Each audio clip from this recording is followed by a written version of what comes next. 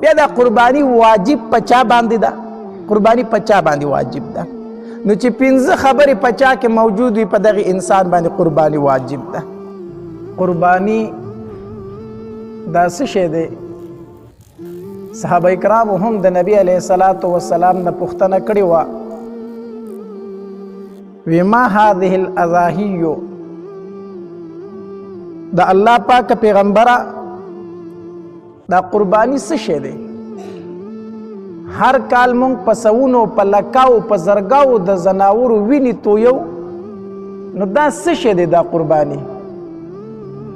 نبی علیہ الصلاۃ والسلام ورته وفرمایل سنت ابیکم ابراهیم علیه الصلاۃ والسلام، ستاسو د پلار د ابراهیم علیه الصلاۃ والسلام سنت دی.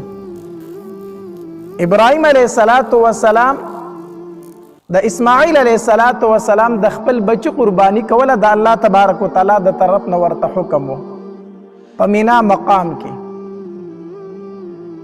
الله تبارک وتعالی ولا د اسمان نه هدیه راولېږله، د اسماعیل علیه الصلاۃ والسلام په ځای باندې د جنت نه ګډ رالیږلی شو او د هغې قرباني وکړی شوه. نو څوک چې غټه کارنامه وکړي یو غټ کار وکړي، نو هغه یا ورځ بیا به طور یادګار خلک مناوي، یاره په دې ورځ باندې یو تاریخي کار شوی و، نو هغه ورځ بیا خلک مناوي او هغه یاد ځان ته تازه کوي. نو ابراهیم علیه الصلاۃ والسلام غټه قربانی کړې وه، یوه غټه کارنامه یې کړې وه چې په خپل بچي باندې چاړه راښکله. الله تبارک وتعالی ته د ابراهیم علیه الصلاۃ والسلام دغه یادګار دومره خوښ شو، دومره خوښ شو او د عمل ورته دومره خوښ شو چې الله تبارک وتعالی هغې نه یو یادګار وګرځو چې هغه ورځ راشي نو ما او تا ته حکم دی چې ته په څاروي باندې چاړه راوکاږه او وینې توی که چې ما ته د ابراهیم علیه الصلاۃ والسلام یاد را تازه شي او تاسو هم تازه شي. نو نبی علیه الصلاۃ والسلام ورته وفرمایل سنت ابیکم ابراهیم علیه الصلاۃ والسلام، دا ستاسو د پلار د ابراهیم علیه الصلاۃ والسلام سنت دی. صحابه کرام وفرمایل وی فما لنا فیها یا رسول الله، د الله پاک پیغمبر نو مونږ له پکې څه دي؟ صرف د ابراهیم علیه الصلاۃ والسلام هغه یاد تازه کوو که نه مونږ ته پکې څه شی میلاویږي؟ نبی علیه الصلاۃ والسلام ورته وفرمایل بکل شعرة حسنه، د قربانۍ په څاروي باندې چې څومره ویښته ولاړ دي د هر ویښته په بدل کې تاسو له یوه نیکي ده، په هر ویښته په بدل باندې تاسو ته نیکي میلاویږي. او په بعضې ځناورو باندې ویښته نه وي وړی پې وي، نو صحابه کرام وفرمیل فالصوف یا رسول الله، د الله پاک پیغمبر تا خو ویښته یاد کړو، نو په بعضې ځناورو باندې خو وړی ده لکه ګډان شو اوښان شو، ته دې څه حکم دی؟ نبی علیہ الصلوۃ والسلام ورته وفرمایل بكل شعرة من الصوف حسنه، د دې وړۍ چې څومره تارونه دي د هغې هم په یو یو تار باندې تاسو ته نیکي میلاویږي. نو په بعضې ځناورو باندې ویښته وي لکه بزې وغیره شو، غواګانې میخي، بعضې ځناور په داسې چې په هغې باندې وړیږي لکه ګډې اوښان شو. نبی علیہ الصلوۃ والسلام وفرمایل په هر تار باندې تاسو ته الله نیکي درکوي. اسی د غوی د شا ویښته به څوک وشماري؟ اسی په ګډ باندې چې کومه وړۍ ولاړه ده او بیا د هغې وړۍ چې کوم تارونه دي هغه تارونه به څوک وشماري؟ مطلب دا دی چې په قربانۍ باندې ستاسو له بې شمېره نیکۍ دي، بې شمېره دومره نیکۍ پې تاسو ته میلاویږي. نو په قربانۍ کولو کې ډېر زیات ثواب دی، ډېر زیات ثواب. حدیث مبارک کې راځي عایشه رضی الله تعالی فرمایي نبی علیہ الصلوۃ والسلام فرمایل کله چې د لوی اختر سحر شي په دغه ورځ باندې الله تبارک وتعالی ته په عملونو کې خو عمل چې دی هغه د څاروي وینه تویول دي. د لوی اختر په ورځ باندې داسې بل غوره عمل نشته دی د څاروي د وینې تویولو نه علاوه. الله ته په عملونو کې دا خو عمل دی. او بیا نبی علیہ الصلوۃ والسلام وفرمایل وانه لیأتی یوم القیامة بقرونها واشعارها وازلافها. نبی علیہ الصلوۃ والسلام فرمایل وی دا کم څاروی چې تاسو د الله د رضا د پاره حلال کړئ په قربانۍ کې، الله تبارک وتعالی به دا څاروی سره د دې ښکرونو، سره د دې ویښتو، سره د دې سوو راولي او د دې انسان د نیکو په تله کې به تللی کېږي. ګوره دا هغه څیزونه دي چې دا د څاروي نه ورته اولی کېږي که نه، د څاروي نه د هغه ویښته، د هغه سوی، د هغه ښکرونه، دا پالتو څیز دی، دا څوک استعمالوي نه، دا ورته وکړي. خو د قربانۍ چې کم څاروی دی د هغه نور اجزا خو پرېږده، کم چې استعمال شوي دي هغه اجزا چې کم په استعمال کې نه راتلو هغه به هم الله ستا د نیکو په تله کې تلي. دومره زیات ثواب دی او قبلېدی څومره زر دي. حدیث مبارک کې راځي نبی علیہ السلام فرمایي وَإِنَّ الدَّمَ لَيَقَعُ مِنَ اللَّهِ بِمَكَانٍ قَبْلَ أَنْ يَقَعَ عَلَى الْأَرْضِ فَطِيبُوا بِهَا نَفْسًا. نبی علیہ السلام فرمایي کله چې تاسو د څاروي په مرۍ باندې چاړه راوکاږئ هغه وینه لازمه کې ته نه رسېدلې چې د الله عرش ته رسېدلې ده. دلته لا وینه ځمکې ته نه ده رسېدلې او د الله په دربار کې قبول شو. دومره زیات د دې زر قبلېده دي، زر قبلېده دي.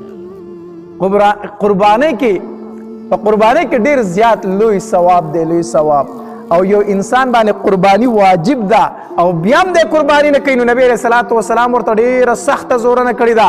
نبی علیہ الصلوۃ والسلام فرمایي من وجد سعة فلم يضحي فلا يحضر مصلانا او كما قال علیه الصلوۃ والسلام. نبی علیہ الصلوۃ والسلام فرمایي یو انسان د دې طاقت لري چې د قرباني کولی شي او بیا می قرباني ونه کړه د دې زموږ عیدګاه ته مانځله نه راځي. دې په ما پسې مونځ نه کوي، دا څومره سخته زورنه، څومره سخته زورنه. نبی علیہ السلام فرمایي دې زما عیدګاه ته نه راځي، په ما پسې دې مونځ نه کوي چې قرباني پې واجب ده او د هغې باوجود دې قرباني نه کوي. ډېره سخته رټنه ورته نبی علیہ الصلوۃ والسلام فرمایلې ده. نو قرباني کول دا ډېر زیات لوی ثواب لري. بعضې خلک دا خبره کوي یاره وایي قرباني څه شي له کوي، دغه پیسې راواله په محله کې دي، غریبانان دي، یتیمان دي، کونډې دي، مړه قربانۍ سره کې خلک په سوونو څاروي حلالوي، دا پیسې چا له ورکړي؟ غریبانانو له ورکړه. قربانۍ ته ضرورت نشته دی.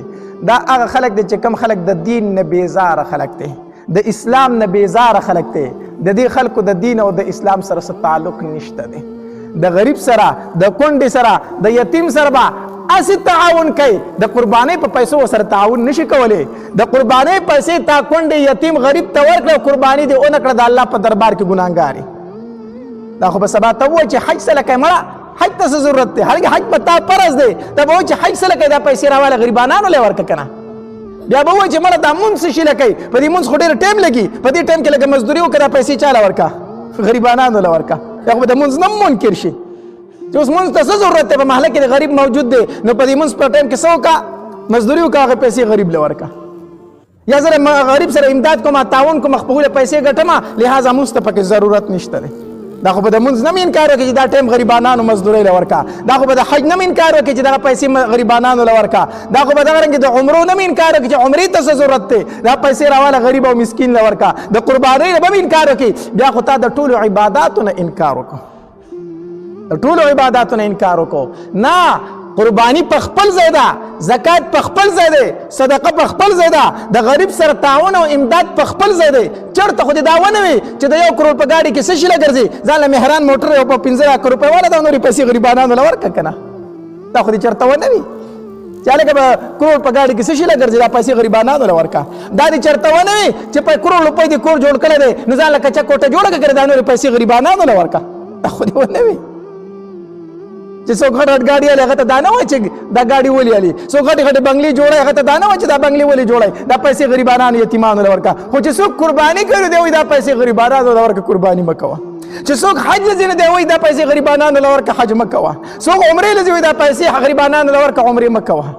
کوم ځای کې چې فضول خرچ کېږي هلته دا خبره نه کوي چې دا غریبانانو له ورکړه. دا هغه خلک دی چې دا د دین دشمنان دي، دا د عباداتو دشمنان دي. ښه، نو قربانی چې در باندې واجب وه دا به کوي، که دغه پیسې تا خوار غریب له ورکړې ګناهګار پاتې شوې، ذمواري دې خلاصه نه شوله، ذمواري دې خلاصه نه شوه. بیا دا قربانی واجب په چا باندې ده؟ قربانی په چا باندې واجب ده؟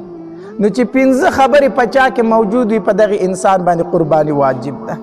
کمی یو دا چې عاقل وي، نو په لیوني باندې قربانی نشته ده. دویم دا چې بالغ وي، نو په نابالغه باندې قربانی نشته ده. دریم دا چې مقیم وي، نو په مسافر باندې قربانی نشته دی. څلورم دا چې مسلمان وي، الحمدلله مونږ ټول مسلمانان یو، په کافر باندې قرباني نشته دی. او پنځم دا چې آزاد وي، په غلام باندې قرباني نشته دی. غلامان خو به هر حال نن سبا ګورې نشته دی ښه، دا کم مزدوران چې د خلکو سره کار کوي نوکران دي، دا غلامان نه دي، دا آزاد خلک دی ښه، غلامان نن سبا نشته دی. نو دا پنځه خبرې چې په چا کې موجود شي په د باندې قرباني واجب ده. خو شرط ورله دا دی چې دی صاحب نصاب وي. دی څه وي؟ صاحب نصاب وي. صاحب نصاب یعنی مالدار وي چې غریب نه وي. دا پنځه خبرې پکې موجود دي او ورسره صاحب نصاب هم دی، نو په د باندې قرباني واجب ده. خو که دا پنځه خبرې موجود دي خو صاحب نصاب نه دی، نو بیا پې قرباني واجب نه ده. صاحب نصاب چاته ویلی کېږي؟ صاحب نصاب هغې چاته ویلی کېږي چې په چا باندې زکات واجب دی. څوک چې زکات ورکوي نو دی به قرباني هم کوي، څوک چې سرسایه ورکوي دی به قرباني هم کوي. خو په زکات او په قربانۍ کې فرق دا دی چې په زکات کې حولاني حول کال تیرېدل شرط دی. یو سړي سره پیسې دی او په هغې باندې کال تیر شو نو زکات پې واجب دی. او په قربانۍ کې حولاني حول کال تیرېدل شرط نه دی. د اختر نه یو ورځ مخکې دا سړی صاحب نصاب شو نو هم پې سبا له قرباني څه ده؟ واجب ده. پوهېږئ که نه پوهېږئ؟ نو صاحب نصاب ته څوک دی؟ د چا سره چې ونی می تولې سره زر وي.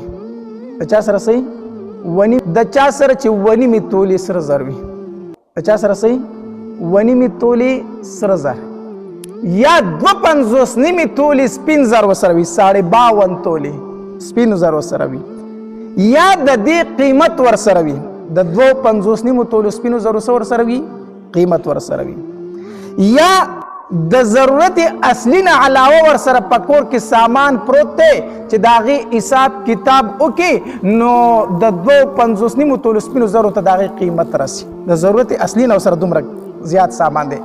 دارنګې یا مالی تجارت دی چې د هغې قیمت 52 تولې سپینو زرو 250 نیمو تولې سپینو زرو ته رسي. نو لنډه خبره دا ده چې د چا سره 1 نیمې تولې سپین زر وي، د چا سره 1 نیمې تولې سره زر وي، قرباني پې څه ده؟ واجب ده. یا ورسره 250 نیمې تولې سپین زر قرباني پې څه ده؟ واجب ده. یا د 250 نیمو تولو سپینو زرو قیمت ورسره موجود وي نو قرباني پې څه ده؟ واجب ده. یا د ضرورت نه سواګر سامان دی چې د هغې پیسې راټولې کړي نو څو ته رسي؟ 250 نیمو تولو سپینو زرو قیمت ته رسي. پوهېږئ که نه؟ یا دغه رنګې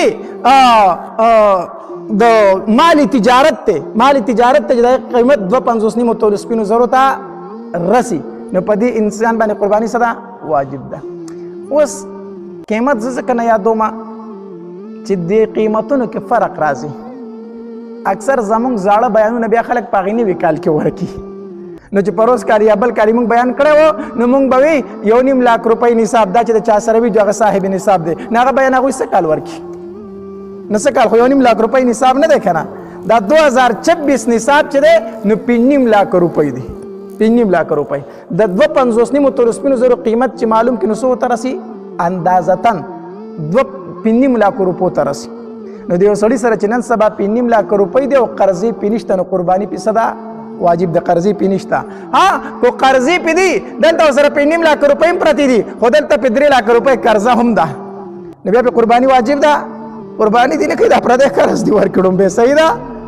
ځان نه دې دغه نه راغی پخناټې چې زه قرباني کوم. د دکانداران به پسې ګرځي ټلیفونونه به پسې کوي روزانه او یا پیسې راوړه، هغه پیسې نه ورکوي، دلته قرباني کوي. اول د خلکو قرضونه ورکه، پیسې در سره پاتې شي، بیا څه وکړه؟ قرباني ورکه. نو دا نه چې پردی حق دې خوړلی دی او هغه دې په تکلیف کې اچولی دی او هغه در پسې ټلیفونونه کوي او ته روپۍ نه ورکوي، چاته قرضه نه ورکوي، خلک دې په جړه وجړه، دکانداران دې په جړه وجړولو او دلته وایي زه قرباني کوم. د دې نه ښه دا ده چې لومبۍ دغه قرضونه خلاص کړي. خبره پوهېږئ که نه؟ نو دا حساب چې د چا سره وي دا سړی صاحب نصاب دی، قرباني پې څه ده؟ واجب ده. اوس یو سړی وایي مولي صاحبو 5.5 لاک روپۍ خو را سره نشته دی او ما سره یو 2 لاک روپۍ هسې سواګري پرتې دي نو غواړم چې قرباني پې وکړم، قرباني را باندې کېږي.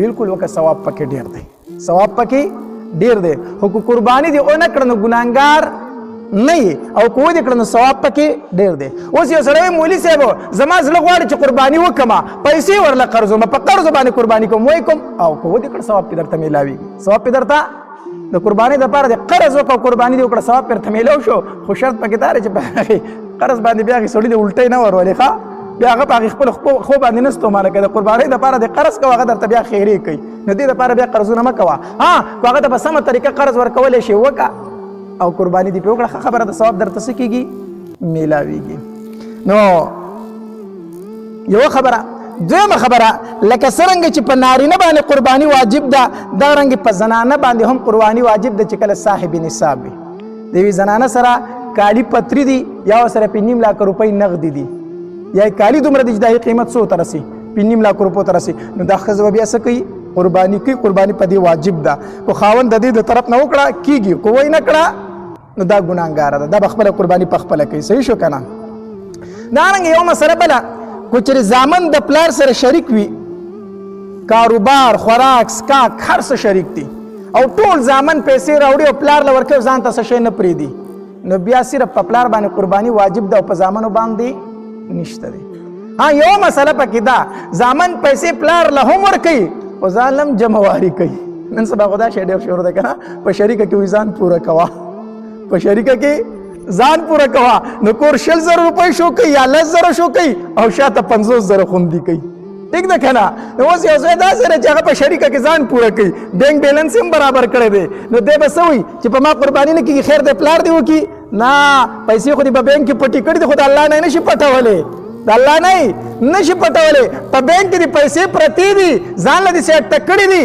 قرباني به ټیک قرباني به کوې وسو قرباني در باندې واجب ده اوس ته صاحب نصابي د پلار په پیسو ته نه خلاصېږي صحیح شو نو که یو زوی ځان له پیسې سیټ کړي چې 5 لاکو روپو ته رسي نو دې د پلار په قرباني نه خلاصېږي ځان له به هم څه کوي قرباني به کوي مسله پوه شوه که پوه نه شوه دغه رنګې رونه دي شریک پاتې کېږي شریک رونه پاتې کېږي پلار نشته دی رونه دي شریک پاتې کېږي او هر رور مزدوري کوي او پیسې ګټي کور ته راوړي اوس به کتلی شي چې په کور کې کومې د شریکې پیسې پرتې دي او هغه پیسې تقسیم کې په دې رونو باندې نو هر رور پکې صاحب نصاب جوړیږي مثال په طور 3 رونه دي شریک پاتې کېږي او په کور کې 6 لاک روپۍ پرتې دي د شریکې اوس دا 6 لاک روپۍ چې ته په 3 تنو تقسیم کړي هر رور پکې صاحب نصاب جوړیږي که نه جوړیږي نو په دې کې به هر یو تن ځان له قرباني کوي ها هر رور به ځان له قرباني کوي ها په کور کې دومره پیسې پرتې دي د شریکې د رونو چې هر رور باندې تقسیم شي نو هر رور صاحب نصاب نه جوړیږي مثال په طور 10 لاک روپۍ په کور کې د شریکې پرتې دي او رونه څو شریک دي 3 نو دا 10 لاک چې په 3 تقسیم کړي هر ور صاحب نصاب جوړیږي نه جوړیږي نو بیا قرباني په یو تنوم نشته قرباني په یو تنو وای نه مولوی صاحب قرباني هو کول غواړي 10 لاک روپۍ دي چې قرباني خو پکې وکړو کنه وکړي قرباني خو یو تن بکې یو تن به پکې متعین کړي دا به نه وای چې دا زموږ د شریکې قرباني ده د شریکې قرباني نه چې ایسه دی ونیوه یوه او ته وایي دا زموږ د ټول کور د طرفه قرباني شو د ټول کور د طرفه قرباني نه کېږي بیا پرونو کې یو متعین کړه دا قرباني به د هغه د طرفه شي دې باندې پوه شوې که پوه نه شوې نو دا د قربانۍ متعلق یو څو مسلې دي چې په دغې خلکو باندې قرباني څه ده واجب ده او په دې طریقه